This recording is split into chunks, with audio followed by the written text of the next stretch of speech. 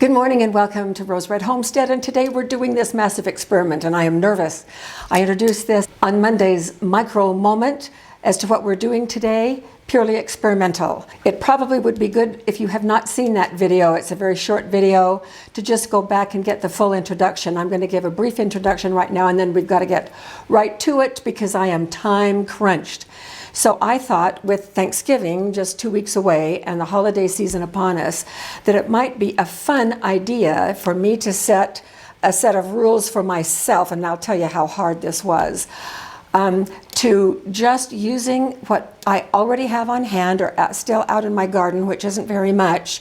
What if I found some side dish recipes for holidays that are just a little bit fancy maybe, to see if I could put them together and improvise to come up with something that at least tastes pretty good.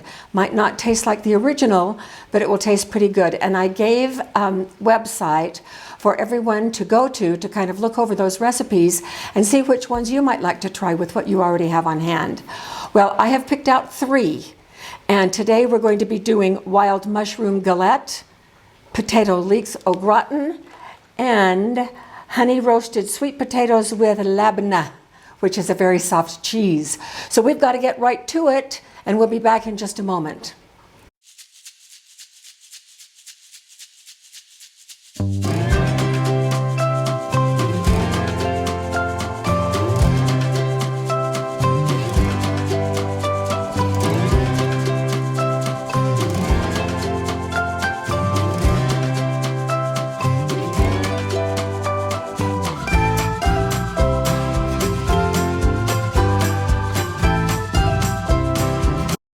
So this took a lot of staging to get all of this ready because I am using dehydrated, freeze-dried, anything that I have in my cupboards for these ingredients. So one of the first things I had to do was to rehydrate cheese. This is freeze-dried cheese, and so it's just been soaking for about 5 or 10 minutes. I'm draining it completely, and then I'm going to put it back in the bowl. It is already pre-measured. The other thing that I'm going to do for the wild mushroom galette is we had these dried mushrooms. I bet we've had them out in our food storage for 2.5 or 3 years. They came from Costco and they are completely dried and dehydrated. The directions on the back said to rehydrate them, soak them for 15 minutes, which I have done right here. I'm going to now drain them. And going to be using this strainer a lot today, and then to put them in boiling water for 5 minutes to completely rehydrate them, so I'm going to do that. So I'm going to be interlacing the 3 recipes as we go. I'll try to keep you up with me. The next thing I need to do for the galette is to make the crust. I already have in the bowl the flour, sugar, salt, and here is the herb mix, and these recipes are all on the website, so I'm not going to be giving the recipes here. The chives were from our garden, and even though it called for fresh herbs for the other things, I have no other fresh herbs. So I just used what was in my cabinet in terms of dry herbs, and I did have everything. Okay, so the next thing that needs to happen here is I need to add the butter. And of course I am using ghee, and it has been chilling in the freezer because it needs to be very cold. All right, the butter is now mixed in with the flour in the bowl. Now, if any of you have ever looked at my pie crust recipe, you know that I use kind of a different method for that. So that's the method that I'm going to use right now, which is I just dump everything out on the countertop. My countertop is plenty cold. And so now I'm just going to work in the butter. All right, this is ready. It is mealy. The butter is worked in, the ghee. I'm going to make a well in the middle. This is 6 ounces of ice water. So I'm just going to pour it, and I never use all of the water or the liquid at first. I do a little mixing. This is pie crust, and so I kind of have to take it as it goes. Here it is. Here's the crust. I did have to add just a little bit more water, and so I'm going to now cover it, shaped into this kind of round disc, cover it with plastic, and stick it in the refrigerator. It needs to chill for at least 20 minutes. I have melted about 3 tablespoons of ghee, and to that I need to add the onions. This is dehydrated onions, which I'm going to drain because they have been rehydrating.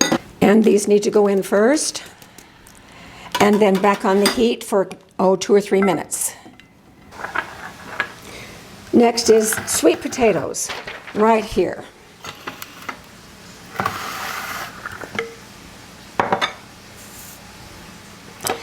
Now, in this bowl, I have mixed the honey and the oil and the herbs.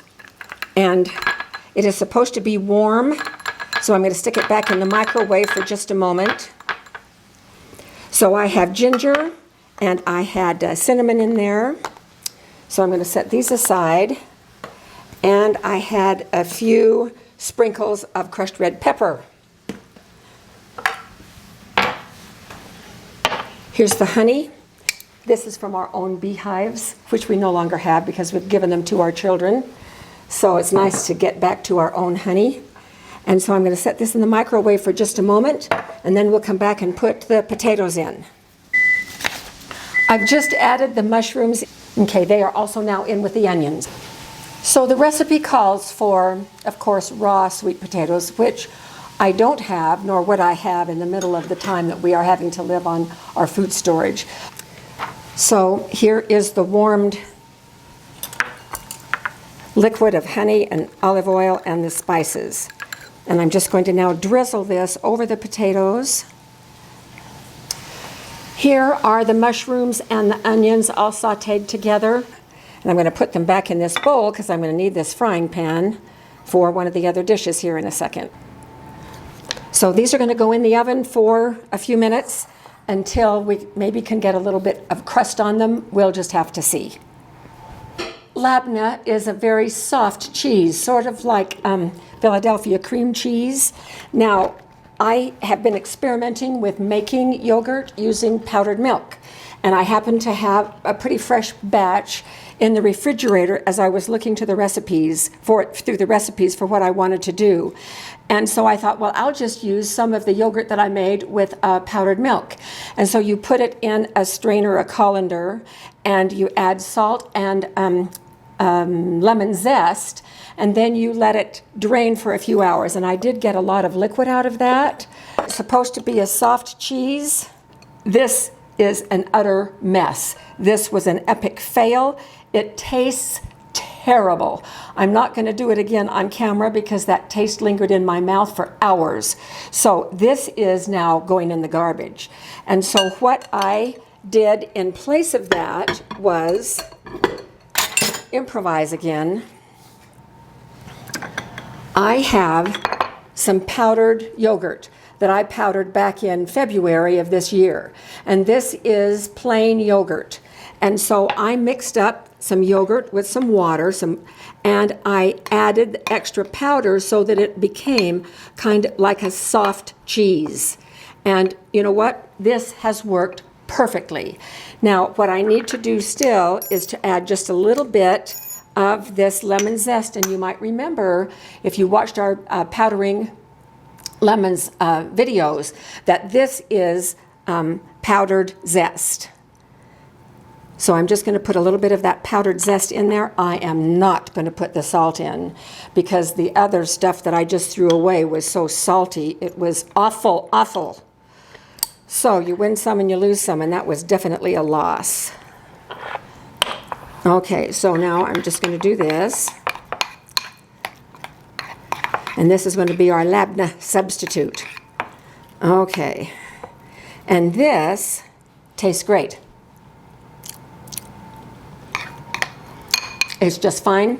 And that little zest gives it that zesty flavor, so that is really good. We're ready now to move on to the potato recipe. Unbeknownst to me, one of the recipes called for leeks, potatoes and leeks, and what a wonderful combination that is.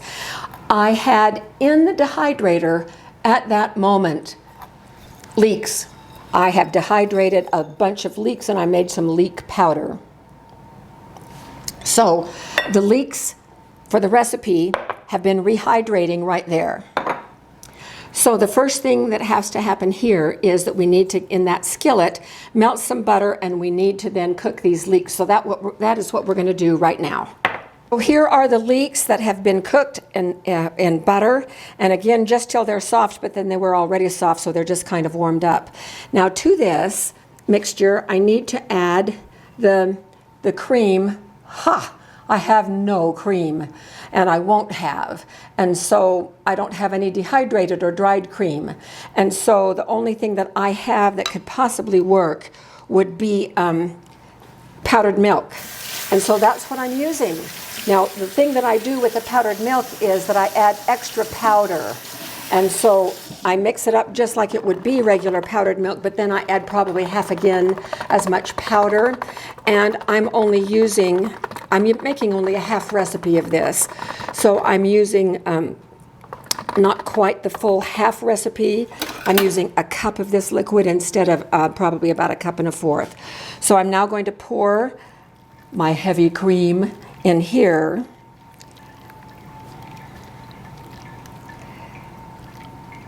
Just a cup. Wow.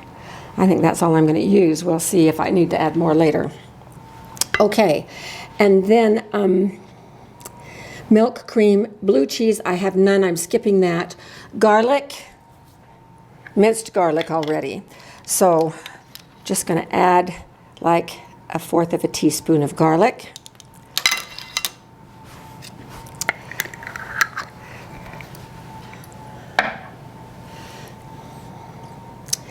Mustard, I need to add about half of a tablespoon, which is about there. A little sprinkle of nutmeg.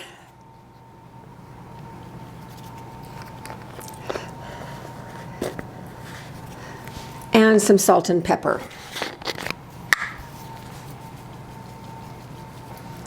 And then this goes back on the stove, and it can't boil, but I need to cook it to where it's cooked down a little bit into like a sauce. So we're going to let this do its thing over on the stove for a few minutes. Oh my gosh, this just smells heavenly. Meanwhile, I rehydrated some of our chunk potatoes and drained them. And I have one layer right here, and I have enough for a second layer over here in the sink. And we'll layer all this together when this gets a little bit thickened. We are ready to finish up the honey roasted sweet potatoes with labna. And so I have spread that the yogurt that I made by making it extra, extra thick with the powder and a little bit of zest. I've spread this on the serving platter, and I'm going to very carefully lift these very soft sweet potatoes on the top. And then to finish this off, we sprinkle it with some parsley and some green onions. Now my green onions are dehydrated, and these are just the tops of green onions, and so I'm leaving them dry for a little extra crunch. And so I'm just kind of going to mash them a little bit as I kind of put them in place. I'm going to take a little taste of the potato with a little bit of the labna and the seasoning on top and see. All right, here goes.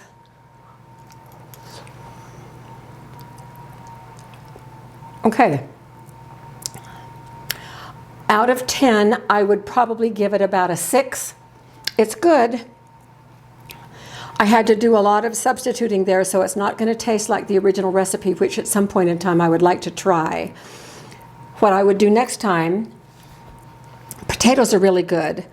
The combination of the sweet potatoes and the cheese is very interesting. It's a good contrast, and the cheese stuff tastes good. We're going to set this one aside now. And next is the potato leek au gratin. Okay, so here is our leek mixture with the heavy cream. And it has thickened up a little bit. And I have layered, I can only do 2 layers because I'm doing half of this. So I'm layered a layer of potatoes in the bottom, And then I'm going to take about half of this leek mixture and put over the top. And then, of course, I don't have the right kind of cheese, but I'm going to sprinkle 1/3 of the grated cheese, or 1/2. But it also calls for Parmesan. And I do have some Parmesan. It's looking pretty good. I'm liking this. Now, the full recipe makes a 13 by 9 pan, and this is about half of that. And so then the rest of the leek mixture goes on, and then cheese. This gives it a nice covering. And then we top that with fresh chives. All right, and it is supposed to bake about 45 minutes. It will not take 45 minutes because the potatoes are already done. We just want it to get melty and bubbly, and then I will take it out of the oven and we'll see what it's like. Last one, this is the mushroom galette, and I'm really excited about this one. I have rolled out the crust already. It was to be rolled out to 15 inches, and notice that it's quite a thick crust at 15 inches. Supposed to spread creme fraiche, which I do not have, but I have some of my fresh made yogurt, which is similar. And this is the yogurt that was made with the powdered milk. So it has also a tangy taste, just like the creme fraiche does. Then here's our mushroom mix, and we're going to pile it right on top. We got those at Costco, and Costco no longer carries them. So I found them online at Amazon, and I'm going to order some more. And then here's our Gruyere cheese, more commonly known as cheddar, because that's all I have. Okay, now, here's something I've never done before. I'm supposed to bring the crust up and over, and then pleat it where needed. Okay, this is on parchment paper, just in a pizza pan. Oh my goodness. I think I'm most excited about this one. I'm supposed to brush this with a little egg wash, which I have made from our powdered eggs.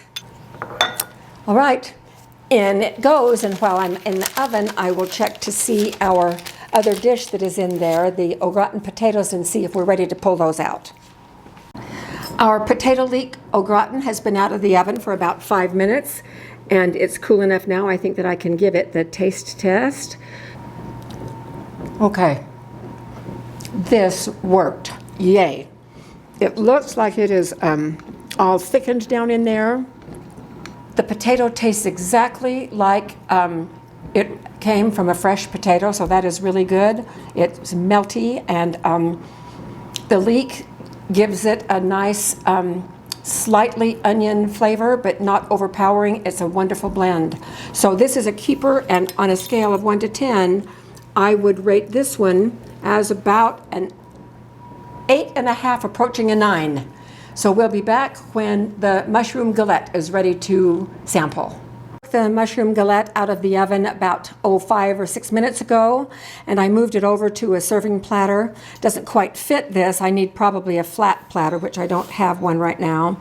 The cheese got crusty instead of melty. That's the only downside so far, but I am going to just cut right into this because I need to taste the whole thing before I can rank it. So that's what it looks like on the side. Steamy hot. The crust is not quite done, so I would have to cook that a little bit more. It cooked about 40 minutes, but the crust did not get done, but I would do that next time. Make sure it got done. So here goes, a taste test. Crushed mushrooms and the little layer of yogurt on the bottom.